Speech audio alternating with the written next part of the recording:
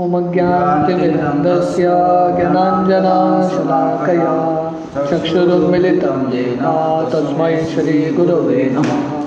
श्रीचैतन्यमनोभीष्टं स्थापितं येन भूतले स्वयं रूपा कदा मह्यं ददाति स्वपदान्तिकं।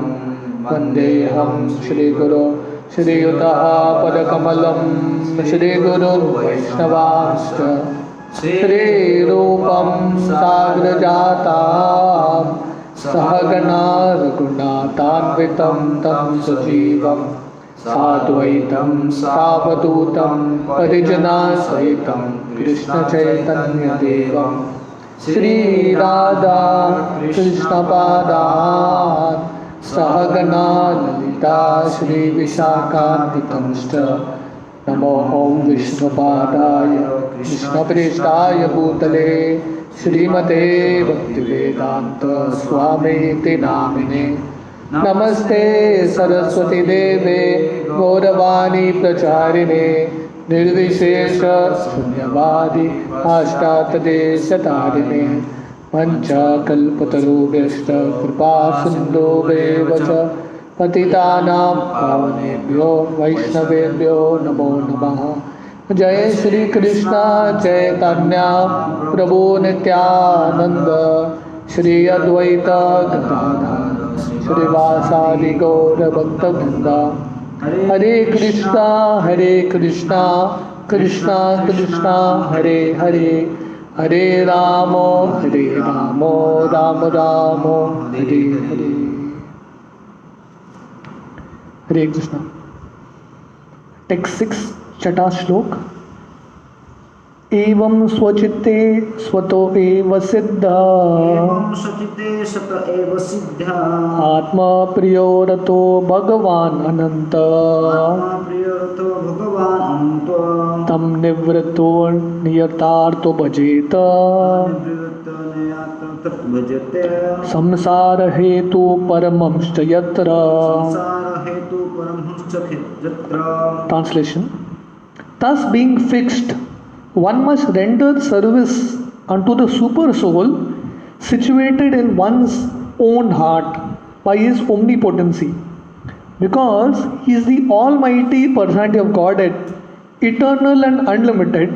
He is the ultimate goal of life, and by worshipping him one can end the cause of the conditioned state of existence. तो यहाँ पे सुखदेव गोस्वामी बता रहे हैं कि कैसे व्यक्ति को स्थिर होके, पिछले श्लोक 2 श्लोकों में सुखदेव गोस्वामी ने बताया कि कैसे व्यक्ति को समय व्यर्थ नहीं करना चाहिए, भौतिक सामग्री इकट्ठा करके ज़िंदगी सरल रखना चाहिए और भगवान पे केंद्रित करना चाहिए। और भगवान जो परमात्मा के रूप में एवं स्वचित्ते स्वतः एव सिद्ध आत्म प्रियो रतो भगवान अनंत, जो भगवान हम सबके हृदय में परमात्मा के रूप में हैं, उनके स्वयं की इच्छा से स्वयं की शक्ति से परमात्मा के रूप में आए हैं, ऐसे परमात्मा पे ध्यान करना चाहिए। और ये ध्यान करने से क्या होगा, व्यक्ति का जो संसार है, संसार हेतु परमंश्च यत्र, ये जो संसार से मुक्ति पा सकता है। तो यहाँ पे सुखदेव गोस्वामी परमात्मा के ऊपर ध्यान करने का सुझाव दे रहे हैं। Purport. As confirmed in Bhagavad Gita 18.61, the Supreme Personality of God is Shri Krishna is the all-pervading, omnipresent super soul. तो भगवान गीता में बताते हैं कि वो सबके हृदय में परमात्मा के रूप में उपस्थित है।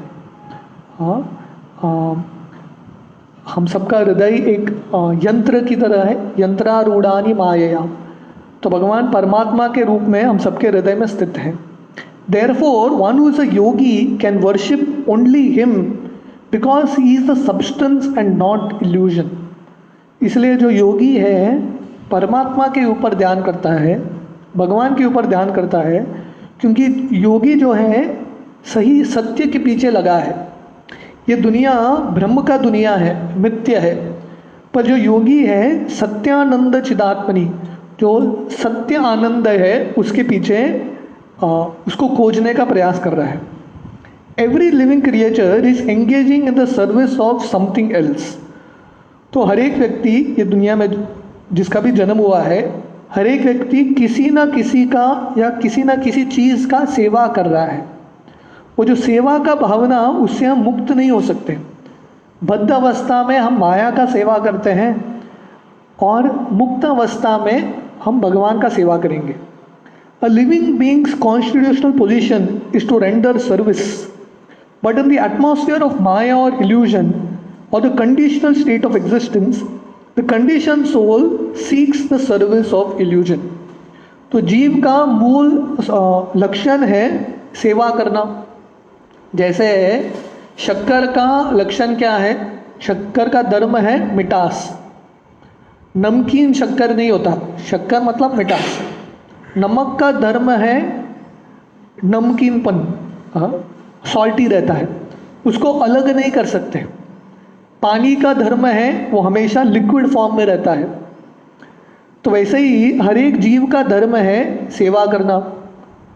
बद्ध अवस्था में हम माया का सेवा करते हैं, पर एक्चुअली हम सबको भगवान का सेवा करना है। तो प्रभुपाद उदाहरण देते हैं, अगर चक्की है, चक्की धरती पे है तो क्या काम करेगा? पीसने का काम करेगा। अभी चक्की को स्वर्ग लेके जाओ, क्या करेगा? उधर भी पीसेगा वो, उसका कार्य तो चेंज नहीं होगा। धरती पे धरती का जो अन्न है वो पीसेगा, स्वर्ग में वो जो डालेगा अन्न उसको पीसेगा, पर चक्की का काम बदलता नहीं है। वैसे ही जीव का धर्म है, हम भगवान के धाम में हैं तो भगवान की सेवा करते हैं। तो हमको लगता है कि नहीं, भगवान के धाम को छोड़ के ये भौतिक दुनिया में आएंगे स्वामी बनने के लिए, पर हम स्वामी नहीं बनते, हम यहाँ पे माया का सेवा करते हैं।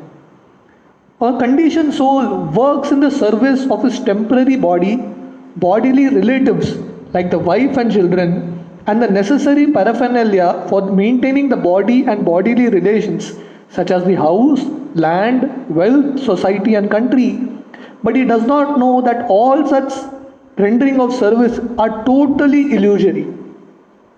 तो हम भगवान का सेवा छोड़ के ये भौतिक दुनिया में आते हैं और यहाँ पे आके हम सेवा कर रहे हैं, हमारे शरीर का सेवा कर रहे हैं, हमारे इंद्रियों का सेवा कर रहे हैं, हमारे परिवार वालों का सेवा कर रहे हैं, बच्चों का सेवा कर रहे हैं, पर हमको ये पता नहीं है ये सब सेवा मिथ्य सेवा है। जैसे जब नारद मुनि आके वाल्मीकि को मिलते हैं, उस समय वाल्मीकि मुनि एक डाकू थे, लोगों से चुराते थे, लोगों को मारते थे। तो नारद मुनि ने वाल्मीकि को पूछा, आप इतना क्यों कर रहे हैं? उनका नाम था रत्नाकर। आप इतना कष्ट क्यों कर रहे हैं? आपको बहुत पाप लगेगा। तो ये रत्नाकर बोले, मैं अपने परिवार के लिए कर रहा हूँ। तो नारद मुनि बोले, जाके परिवार को पूछो, आपका जो पाप का भागीदार वो बनेंगे क्या? आपको जो पाप अर्जित कर रहे हैं उसको आप स्वीकार करेंगे क्या? वो जब वो गए अपने परिवार से पूछने के लिए, हर एक व्यक्ति बोलने लगा, आपका कर्तव्य हमारा पालन करना, आपका पाप आप देख लो। तो उस समय वाल्मीकि को समझ में आया, मैं इतना मेहनत कर रहा हूँ अपने परिवार के लिए, उनकी रक्षा करने के लिए, पर ये सब ब्रह्म है। उससे अच्छा है भगवान को संतुष्ट करो। ये दुनिया में आप जितना भी प्रयास करोगे, ये दुनिया के लोग संतुष्ट नहीं होने वाले। आप बहुत अच्छा चीज़ करो उनके लिए, एक बुरा चीज़ करो, वही चीज़ पकड़ के रखेंगे। तो ये दुनिया के लोगों को संतुष्ट करना बहुत मुश्किल है। उससे सरल है भगवान को संतुष्ट करना। As we have discussed many times before, this material world is itself an illusion, like a mirage in the desert. जैसे बहुत बार चर्चा हुआ है भागवतम में, ये पूरा भौतिक दुनिया एक ब्रह्म है। जैसे रेगिस्तान में पानी दिखता है, उसको मिराज बोलते हैं, क्योंकि गर्म रेती से गर्म हवा आता है, जो वाफ है, उससे कभी कभी ऐसा लगता है कि पानी है, वो ब्रह्म होता है। कभी कभी रोड में भी दिखता है, हाँ, बहुत गर्म रोड है तो ऐसा लगता है कि पानी है। तो व्यक्ति दौड़ के जाता है, क्योंकि रेगिस्तान में प्यासा रहता है, दौड़ के जाता है, पानी में छलांग लगाता है, मुंह खोल के, मुंह के अंदर क्या जाता है? गर्म रेत। तो ये भौतिक दुनिया है।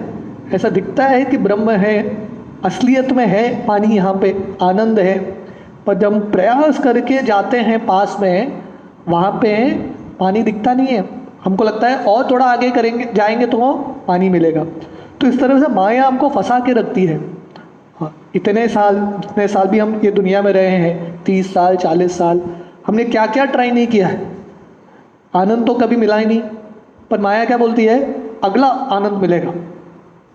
लोग मूवीज़ देखते रहते हैं, है कि नहीं, थिएटर में जाके मूवी क्यों देखते हैं, उनको लगता है कि ये मूवी में सही आनंद मिलेगा।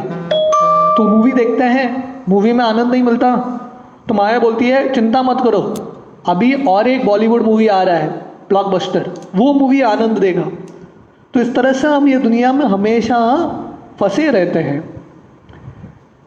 In the desert, there is an illusion of water, and the foolish animals become entrapped by such an illusion and run after water in the desert, although there is no water at all. तो रेगिस्तान में पानी कहाँ होता है, पानी नहीं होता रेगिस्तान में, पर ये ब्रह्म है और जो मूर्ख प्राणी है भागता है कि रेगिस्तान में पानी ढूंढने के लिए। तो ये भौतिक दुनिया एक रेगिस्तान की तरह है, गरम रेत, यहाँ पे पानी कहाँ मिलेगा, यहाँ पे सुख कहाँ मिलेगा।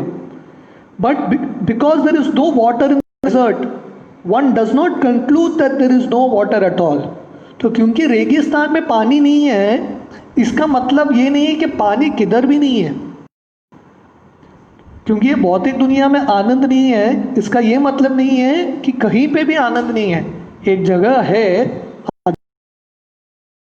आनंद ही आनंद है। The intelligent person knows well that there is certainly water in the seas and oceans, but such vast reservoirs of water are far far away from the desert.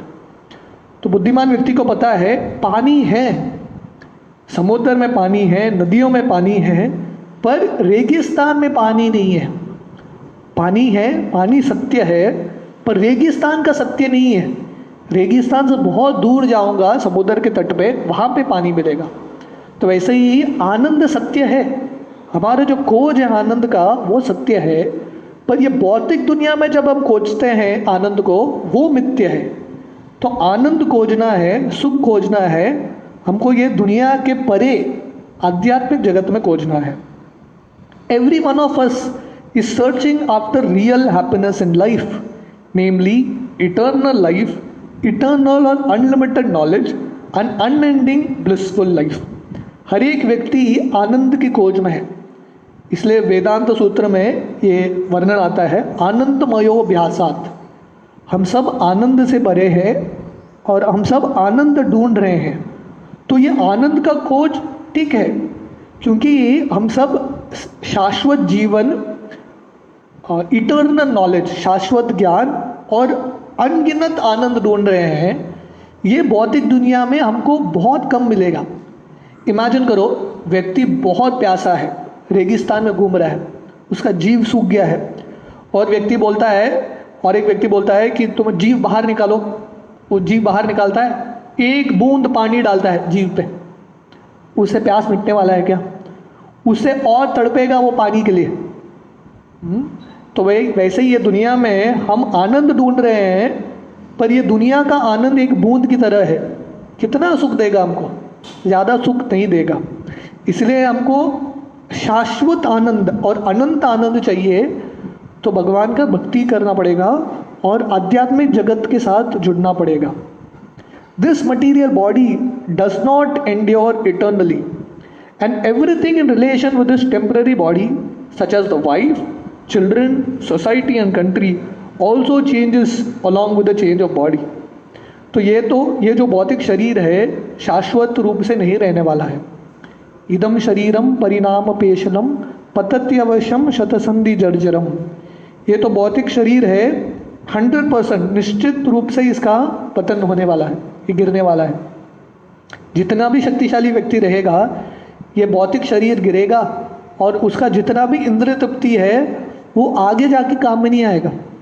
जैसे रावण जब मर गया था राम के बाण से, रावण ने इतना भोग करने का प्रयास किया, फिर भी उसकी ज़िंदगी का अंत हुआ।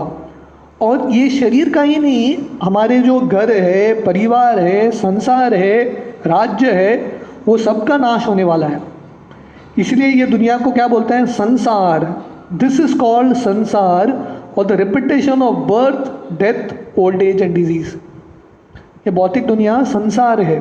संसार का मतलब है वापस ये साइकिल चलता रहता है, जन्म मृत्यु जरा व्याधि, जन्म मृत्यु जरा व्याधि, ये चलता रहता है।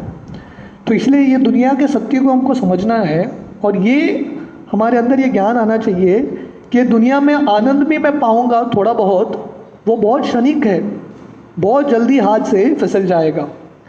We would like to find a solution for all these problems of life but we do not know the way. हम सब सॉल्यूशन ढूंढ रहे हैं, हमारे सब कष्टों का निवारण ढूंढ रहे हैं। हम सब ढूंढ रहे हैं कि कहाँ पे मुझे आनंद मिलेगा, पर व्यक्ति को पता ही नहीं। उसको लगता है यही है, यही साइकिल में घूमता रहना है। हाँ, कभी ये शरीर में, कभी ये शरीर में, कभी ये शरीर में, ये 84 लाख पे घूमता रहता है और उसको लगता है कि किधर न किधर तो आनंद मिलेगा। यहाँ पे नहीं तो वहाँ पे जाऊँगा तो मिलेगा, वहाँ पे नहीं तो कहीं और जाऊँगा तो मिलेगा। ये संबंध के साथ मुझे सुख नहीं मिल रहा है, संबंध बदल देता हूँ और किसी के साथ संबंध रखता हूँ, वहाँ पे आनंद मिलेगा। हम प्रयास करते रहते हैं पर हमको आनंद मिलता नहीं है, क्योंकि हम सही गलत जगह पे सही आनंद को ढूंढ रहे हैं। Herein it is suggested that anyone who wants to make an end to the miseries of life, namely repetition of birth, death, disease and old age, must take to this process of worshipping the Supreme Lord and not others, as it is also ultimately suggested in Bhagavad Gita 18.65। इसलिए यहाँ पे सुखदेव गोस्वामी बता रहे हैं कि किसी को शाश्वत आनंद को मिलने का प्रयास है, उसको इच्छा है, तो उसको अन्य लोगों की पूजा करने की ज़रूरत नहीं है, बाकी देवताओं की पूजा करने की ज़रूरत नहीं है। भगवान की पूजा करेंगे, कृष्ण की पूजा करेंगे तो भगवान हमको आनंद देंगे। If we at all want to end the cause of our condition life, we must take to the worship of lord Shri Krishna, who is present in everyone's heart by his natural affection for his living beings, who are the part and parcels of the Lord। 18.61। तो इसलिए यहाँ पे वर्णन है कि किसी को सही में आनंद पाना है और ये भौतिक दुनिया, ये संसार से मुक्ति पाना है। संसार हेतु परमंश यत्र, ये संसार के परे जाना है तो उसको भगवान कृष्ण का आश्रय लेना है, क्योंकि भगवान ही मुक्ति दे सकते हैं। इसलिए भगवान का एक नाम है मुकुंद। तो भगवान का आश्रय लेके है हमको ये संसार से मुक्ति मिलेगा, और वही भगवान कृपा करके हम सबके हृदय में परमात्मा के रूप में उपस्थित है। इमेजिन करो भगवान कितने कृपालु है। हम भगवान को छोड़ के आए हैं ये दुनिया में, पर भगवान हम सबके हृदय में परमात्मा के रूप में है। और भगवान हमारे हृदय में प्रेरणा देते हैं, ददामि बुद्धि योगम तम। अगर हम भगवान की भक्ति करना चाहते हैं परमात्मा के रूप में, भगवान हमको प्रेरणा देते हैं, ये कार्य करो, ये कार्य मत करो। जैसे एक बच्चा कभी कभी अपने पिता को छोड़ के जाता है, छोटा बच्चा, उसको घर में गुस्सा आता है और पिता उसको डांट देते हैं और बोलता है मैं घर छोड़ के गया, निकल जाता है। पर पिता को पता है छोटा बच्चा है, इसको दुनिया क्या पता नहीं, तो पिताजी पीछे पीछे जाते हैं बच्चे के। बच्चे को समझ में नहीं आता पिता है, पर पिता झाड़ के पीछे रुक के देख रहे हैं बच्चे को क्या कर रहा है, ठीक है क्या बच्चा।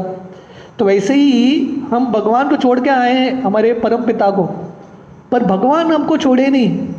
कौन सा भी शरीर में जाएंगे भगवान आते हैं परमात्मा के रूप में और ध्यान रखते हैं मेरा बच्चा क्या कर रहा है, और भगवान रुके हैं कब बच्चा मुड़ेगा मेरे तरफ।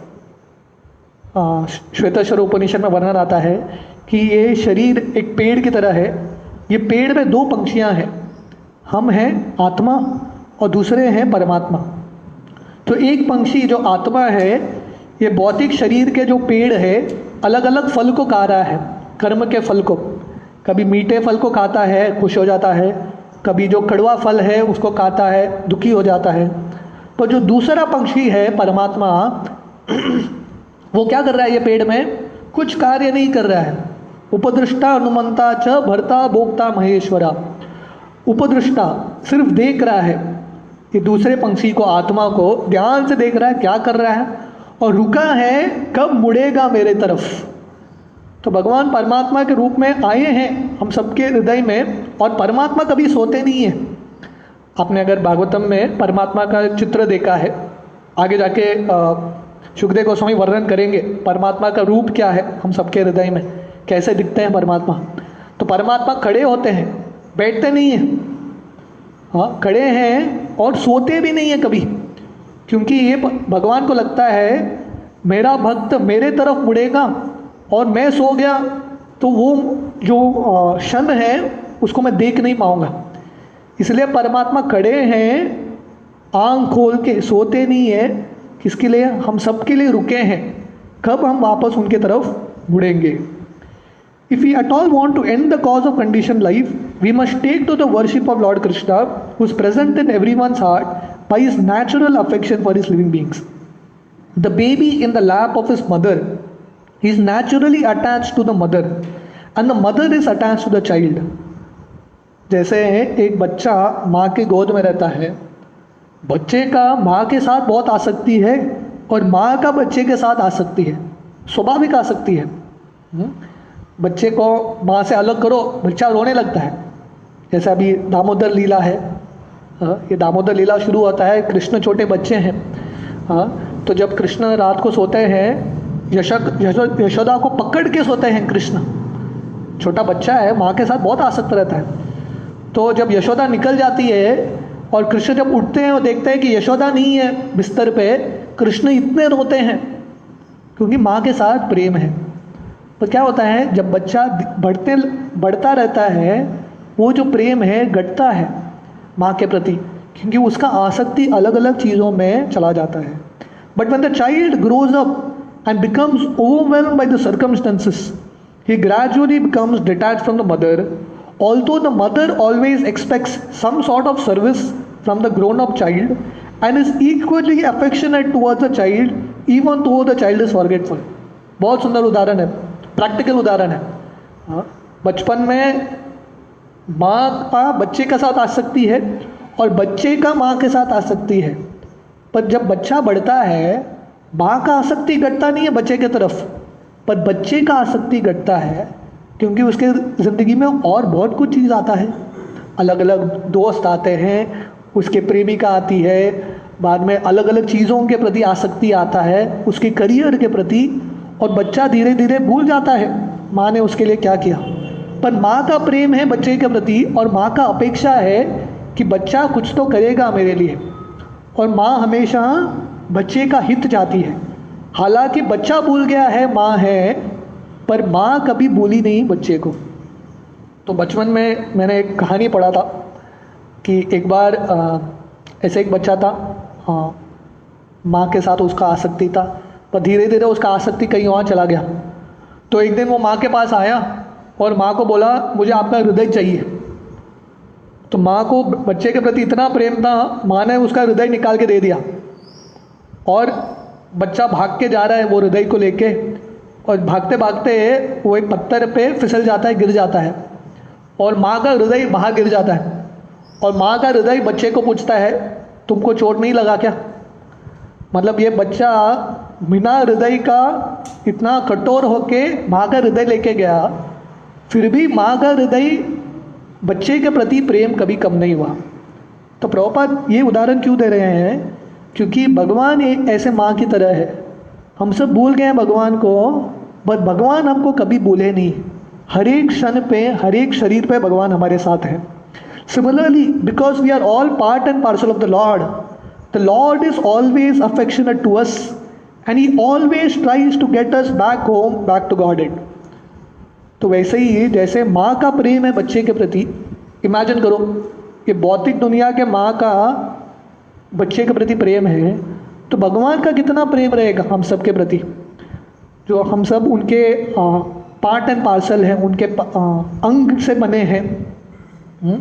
तो इसलिए भगवान बहुत प्रयास करते हैं हमको वापस भगवत नाम लेके आने के लिए। अलग अलग अवतार लेते हैं, इतना सब अवतार लेते हैं, शास्त्रों के रूप में आते हैं, अलग अलग नाम के रूप में आते हैं, भक्तों के रूप में आते हैं, और हम सबको अवसर देते रहते हैं बार बार कि हम वापस उनके पास आए। Again and again he keeps giving chances. तो ये भगवान का प्रेम है। But we the condition souls do not care for him and run instead after the illusory bodily connections. पर हम इतने मंद हैं, इतने जिद्दी हैं भोग करने का, भगवान के प्रेम को नहीं देख पा रहे। भगवान हमसे इतना प्रेम कर रहे हैं निस्वार्थ रूप से, वो देख नहीं पाते, और ये भौतिक दुनिया के प्रेम के पीछे लगे हैं। ये भौतिक दुनिया में प्रेम कुछ है ही नहीं, ये भौतिक दुनिया में सिर्फ काम वासना है, वो काम वासना के पीछे लगे हैं। इमेजिन करो, आप किसी एक मालिक का सेवा करते हैं, पर जितना भी सेवा करो वो मालिक कभी खुश नहीं होता। तो वैसे ही हमारी इंद्रिय ऐसे हैं, आप काम वासना का जितना भी पूर्ति करने का कोशिश करो, कभी संतुष्ट नहीं होगा काम वासना। अपने परिवार वालों को कितना भी संतुष्ट करने का कोशिश करो, कभी संतुष्ट नहीं होंगे। तो जैसे एक प्राइम मिनिस्टर रहता है, देशवासियों के लिए कितना भी प्रयास करे सुख करने के लिए, पर कुछ ना कुछ गलती ढूंढेंगे ही ढूंढेंगे। तो इसलिए हम सब भगवान को भूल के ये भौतिक दुनिया में आनंद ढूंढने के प्रयास में हैं। We must therefore extricate ourselves from all illusory connections of the world and seek reunion with the Lord, trying to render service unto Him because He is the ultimate truth. इसलिए हम सबको प्रयास करना चाहिए एक्सट्रिकेट, ये दुनिया के संसार से, ये दुनिया के जो मोह माया से, उससे बाहर आने के लिए और भगवान के साथ वापस जुड़ने के लिए। योग जैसे एक मशीन का एक स्क्रू होता है ना, जब तक मशीन के साथ जुड़ा है उसका वैल्यू होता है। मशीन से निकल गया और स्क्रू रास्ते में मिला तो क्या करते हैं बच्चे, स्क्रू को लात मारते हैं, लात मार मार के चाहते हैं। तो वैसे ही हम सब भगवान किसी के साथ जुड़े हैं, वो जब हम भगवान से अलग हो जाते हैं या दुनिया में आते हैं, भोग करने का प्रयास करते हैं, हमको क्या मिलता है, ये दुनिया के लोगों का लात ही मिलता है, माया का लात मिलता रहता है। और ये लात खा खा के हमारा बुद्धि आता है कि हम कहाँ पे थे।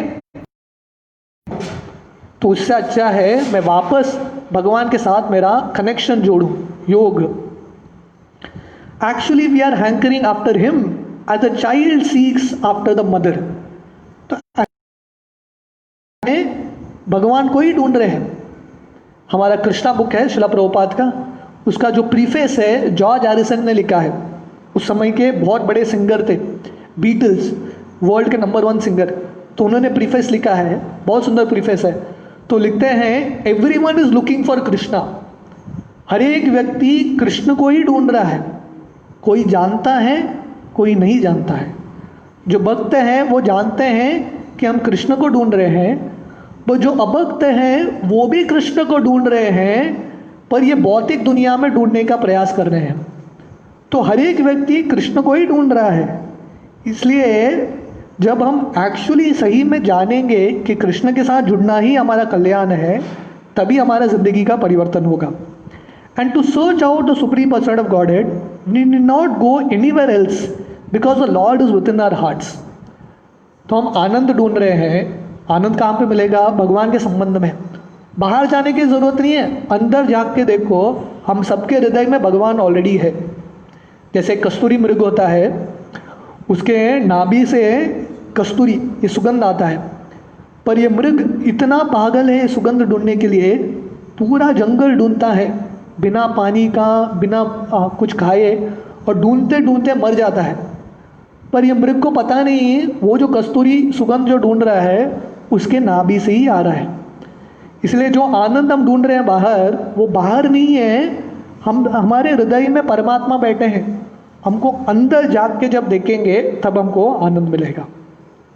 This does not suggest however that we should not go to the places of worship, namely the temple, churches and mosques.